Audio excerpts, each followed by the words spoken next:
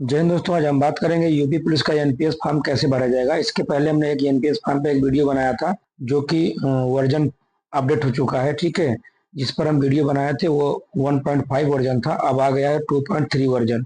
इसमें पेज कम हो गए हैं, पहले 4-5 पेज का था, अब दो से 3 पेज है जिसको आपको भरना है। ठीक है, और एनपीएस फॉर्म सबको भरना अनिवार्य है जो भी ज्वाइन कर चुके हैं। ठीक है, तो सभी को एनपीएस फॉर्म भरना अनिवार्य है, सभी लोग को भरना पड़ेगा। इसमें हम पहले जान लेते हैं कि कौन कौन से डॉक्यूमेंट लगेंगे। कुछ डॉक्यूमेंट भी अपडेट हुए हैं तो उसमें जान लीजिए। पहले तो आपका आधार कार्ड और पैन कार्ड और बैंक पासबुक और आपका नियुक्ति पत्र, इन सभी के सारे के फोटो कापी लगेंगे। ठीक, उसके बाद जिसको आप नॉमिनी बनाएंगे, नॉमिनी का भी आधार कार्ड लगेगा।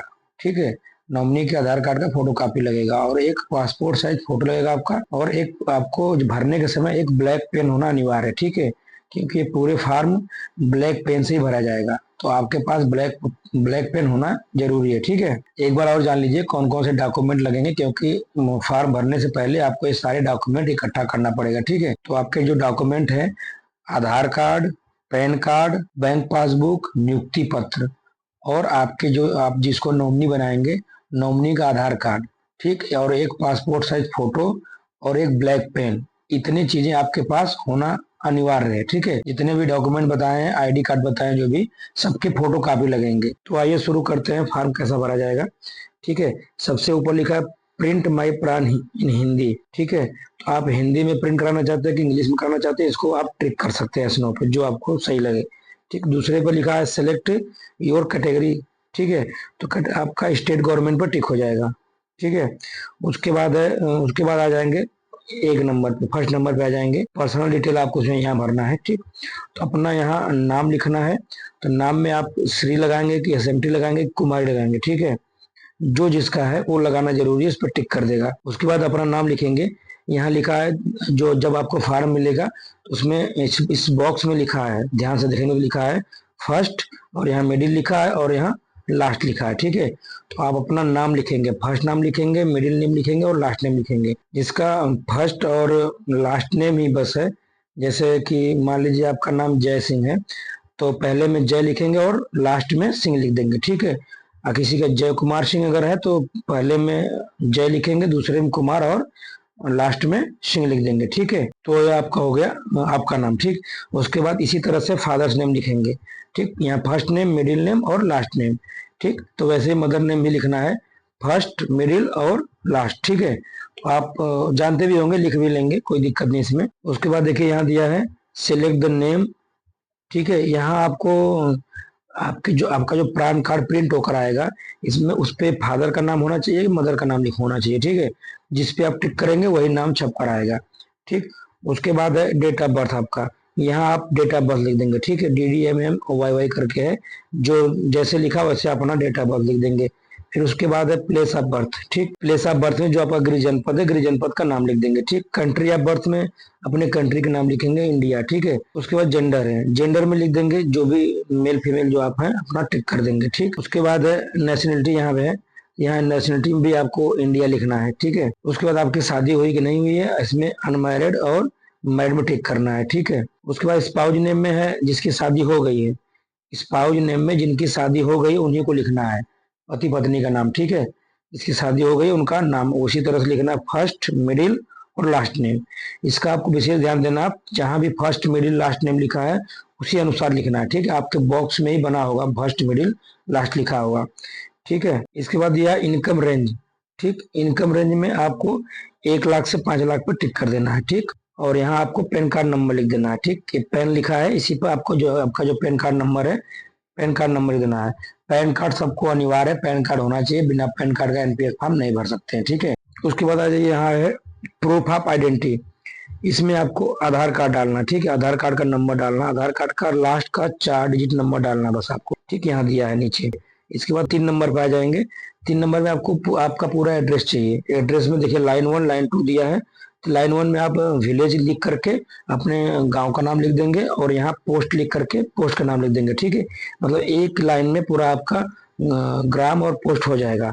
बस ग्राम लिख करके जब ग्राम लिख देंगे उसके बाद एक बॉक्स छोड़ करके पोस्ट लिख सकते हैं, कोई दिक्कत नहीं। उसके बाद यहाँ डिस्ट्रिक्ट है, आप अपना गृह जनपद का नाम लिख दीजिए, ठीक। उसके बाद स्टेट है, स्टेट में यूपी या जो भी जिस जिस स्टेट के हैं वहाँ का लिख दें। कंट्री में इंडिया हो जाएगा आपका। पिन कोड यहाँ दिया है, पिन कोड में आपका पिन कोड हो जाएगा, ठीक। यहाँ विलेज आप सिटी लिख देना है, ठीक है, किस सिटी में आपका घर आ रहा है। उसके बाद आ जाएंगे 4 नंबर पे, ठीक। 4 नंबर में आपको अपना मोबाइल नंबर भरना है। मोबाइल नंबर वही भरेंगे जो परमानेंट चालू रहे, क्योंकि जल्दी चेंज नहीं हो पाता है। उसके बाद इसमें ईमेल आईडी डालना है, ईमेल आईडी भी वही डालिए जो कि चेंज ना हो। उसके बाद 4 नंबर पे आ जाएंगे, 5 नंबर पे आ जाएंगे बैंक डिटेल्स में भरना, ठीक। तो सबका सेविंग अकाउंट है, ठीक है, सेविंग अकाउंट पे आप टिक कर देंगे। उसके बाद बैंक एसी नंबर जो आपका खाता नंबर इसमें भर देंगे। पहले ही बॉक्स भरना शुरू है खाता नंबर, ठीक है, पहले आगे से बॉक्स छोड़ना नहीं है। उसके बाद बैंक नेम भर देंगे, ठीक, जिस बैंक में आपका खाता है, ठीक, उस बैंक का नाम लिख देंगे यहाँ। और उसके बाद आईएफएससी कोड, जो बैंक का आईएफएससी कोड है, आईएफएससी कोड डाल देंगे यहाँ, ठीक है। उसके बाद आ जाएंगे 6ठे नंबर पे। 6ठे नंबर में आपको क्या भरना है, नॉमिनी का नाम भरना है, ठीक है। 6ठे नंबर में आपको अपने नॉमिनी का नाम भरना है। नॉमिनी आप किसको बना रहे हैं, तो नॉमिनी के बारे में हमने एक वीडियो बनाया था, उसको आप देख सकते हैं, मेरे यूट्यूब चैनल पर है, पड़ा है, आप जाके देख सकते हैं, ठीक। नॉमिनी की जो वरीयता है, पहले अपने मम्मी पापा को ही बनाना है, ठीक। माता को या पापा को अपने अपना नॉमिनी बनाइए। जिसकी शादी हुई है वो अपने पति या पत्नी जो भी है, पति या पत्नी को बनाएगा। जिसकी शादी हो गई है, इनकी शादी नहीं है, वो पहले मम्मी या पापा को बनाएगा। इसके बाद अगर ये नहीं है तब अपने छोटे भाई बहन या बना सकते हैं, ठीक है। लेकिन फर्स्ट वरीयता है जिनकी शादी हुई है अपने पति पत्नी को, या तो जिनकी शादी नहीं है अपने मम्मी पापा को बनाएंगे, ठीक। तो यहाँ नॉमिनी का नाम लिख देंगे। नॉमिनी के नाम में इनका भी जैसे ऊपर आपका नाम जो अपना नाम लिखे फर्स्ट और मिडिल लास्ट, उसी तरह नॉमिनी का भी नाम फर्स्ट मिडिल और लास्ट लिखना है, ठीक है। रिलेशनशिप क्या है, इसमें अगर अपने माता को बना रहे हैं नॉमिनी तो यहाँ लिखेंगे मदर, इंग्लिश में लिखेंगे मदर। सारे फॉर्म इंग्लिश में ही भरना है, कैपिटल लेटर में, ठीक है। तो और यहाँ एज, उनकी एज क्या है, एज लिख देंगे लगभग, ठीक। यहाँ एज जो है उनकी लगभग वो लिख देंगे।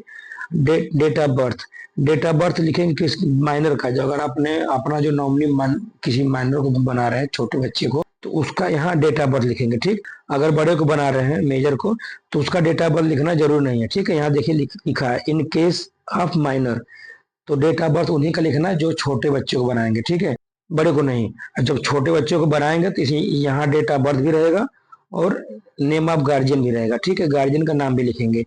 अगर बड़े को किसी बड़े को बनाते हैं मम्मी पापा या हस्बैंड वाइफ किसी को बनाते हैं अगर, तो उसमें ये दो कॉलम नहीं भरना होगा, डेट ऑफ बर्थ का और नेम ऑफ गार्जियन का कॉलम नहीं भरना होगा, ठीक है। बस आपको नाम भरना होगा और रिलेशनशिप भरना होगा, एज भरना होगा, इतने भरना होगा, ठीक है। इस फार्म में जितना बता रहे उतना ही भरना है, उससे ज्यादा नहीं भरना है।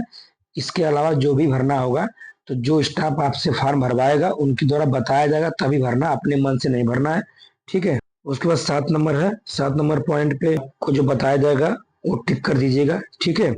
उसके बाद आगे आ जाइए 9 नंबर पॉइंट पे, ठीक। 9 नंबर पॉइंट में आपको पहले वाले पर टिक कर देना है, ठीक। ये जो पहला बॉक्स बना है यहाँ टिक कर देना है, और उसके नीचे जो लिखा है यूएस पर्सन में नो पे टिक कर देना है, ठीक है। इसके बाद आ जाएंगे और नीचे इसमें डेट लिख देंगे, जिस डेट को आप फॉर्म भरेंगे वो डेट लिख देंगे, प्लेस में बलिया लिख देंगे, ठीक है। मतलब जो जिस जनपद में है, जेटीसी कर रहा है जिस जनपद में, जहां उसकी नौकरी चल रही है उस जनपद का नाम लिख देगा, ठीक है। और यहाँ अपना सिग्नेचर कर देगा, ब्लैक पेन सिग्नेचर करेगा, ठीक है। और इसे एक सिग्नेचर यहाँ भी करना है, 2 जगह आपको सिग्नेचर करना होगा, ठीक है, ब्लैक पेन से, ठीक। उसके बाद आ जाएंगे 11 नंबर पॉइंट पे, ठीक है। 11 नंबर पॉइंट में आपको डेट ऑफ ज्वाइनिंग लिखना है, आपकी आमद किस तिथि को हुई है वही डेट लिखना है, ठीक है। 17 से शुरू हुआ है जेटीसी, तो 17 से शुरू हुआ है, जो जिस डेट में आए हैं वही डेट लिखेंगे, ठीक है। उसके बाद इधर दिया है डेट ऑफ रिटायरमेंट, तो डेट ऑफ रिटायरमेंट कैसे भरेंगे आप, तो इसके बारे में मैं बता दे रहा हूँ कैसे निकालेंगे। जो आपका डेट ऑफ बर्थ है, डेट ऑफ बर्थ मान लीजिए आपका 15/7/2002 है, तो 2002 में आप 60 जोड़ देंगे, 60 वर्ष जोड़ देंगे, ठीक है। तो ये हो जाएगा 2062, ठीक है। तो 2062, तो इसमें आप लिखेंगे जैसे 15/7/2002 है, तो अपने जो सन में 60 वर्ष जोड़ देना है। जब 60 वर्ष जोड़ेंगे तो 2062 आ जाएगा। 2062 में आपको जब यहाँ लिखेंगे डेट ऑफ रिटायरमेंट, तो 15 तारीख है, तो 15/7 है, 7वां महीना है, 7वें महीना ही रहेगा लेकिन तारीख 31 हो जाएगी। तो यहाँ जो डेट लिखेंगे 31/7/2062, ठीक है, ठीक है। यहाँ लिख देंगे 31/7/62, 2062 लिखेंगे, पूरा लिखेंगे, ये आपका डेट ऑफ रिटायरमेंट हो जाएगा। जिस महीने में आपका डेट ऑफ बर्थ है, जब भी रिटायरमेंट डेट लिखेंगे उसके आखिरी तिथि लिखेंगे। 30 का महीना होगा 30 लिखेंगे, 31 का महीना होगा तो 31 लिखेंगे, ठीक है। जो महीना रहेगा उस महीने के हिसाब से आखिरी डेट लिखना है, ठीक है। उसके बाद इसमें लिखेंगे नेम ऑफ ऑफिस, तो जहां आपकी ज्वाइनिंग हुई है, ठीक है, वहां के एसपी ऑफिस का नाम लिखेंगे। जैसे बलिया का हम बता रहे हैं, यहाँ लिखेंगे एसपी ऑफिस बलिया, ठीक है। इस बॉक्स में एसपी ऑफिस बलिया लिख देंगे, ठीक। एक एक बॉक्स छोड़ करके एसपी लिखेंगे, उसके बाद एक बॉक्स छोड़ेंगे ऑफिस लिखेंगे, फिर एक बॉक्स छोड़ेंगे लिखेंगे बलिया, ठीक है। उसके बाद लिखेंगे डिपार्टमेंट में यूपी पुलिस, ठीक है। डिपार्टमेंट में यूपी पुलिस हो जाएगा। उसके बाद मिनिस्ट्री में होम लिखेंगे, HOME होम लिख देंगे। उसके बाद DDO registration number, DDO registration number हम बता दे रहे हैं, जो बलिया के हैं वो जान जाए क्या है। डीडीओ रजिस्ट्रेशन नंबर में आपको लिखना है, डीडीओ रजिस्ट्रेशन नंबर आपको बताया भी जाएगा और मैं बता भी दे रहा हूँ क्या लिखना है। आपको लिखना SGV13465 ठीक। तो आपका डीडीओ रजिस्ट्रेशन नंबर यही है, यही भरना होगा, ठीक है। जो इसमें दिया है ऑप्शन डीडीओ रजिस्ट्रेशन नंबर का, तो आपको यही नंबर भरना होगा, ठीक है। इसको नोट कर लीजिए। इसके बाद इधर जो रजिस्ट्रेशन नंबर लिखा है इसको भी नोट कर लीजिए। ये हम बलिया के लिए बता रहे हैं, बलिया के जो भी होंगे नोट कर लें, ठीक है। ये जब फॉर्म भरवा जाएगा तो इसको भर सकते हैं। इसका नंबर है 40122660, ठीक है। आप तो ये नंबर नोट कर लीजिए, ये यहाँ भरा जाएगा, ठीक है। उसके बाद यहाँ पे अपना कैपिटल लेटर में नाम लिख देंगे। बस आपको इतना ही भरना है, बाकी जो चीजें हैं वो आपको बता दिया जाएगा, भरवा दिया जाएगा। अगर कुछ छूटा होगा तो मैं पूरी कोशिश किया हूँ कि कुछ छूटे ना, सारी चीज बताया हूँ। अगर कुछ छूट गया होगा तो आपको जो स्टाफ भरवा रहा होगा वहां भरवा देंगे, कोई दिक्कत नहीं होगी।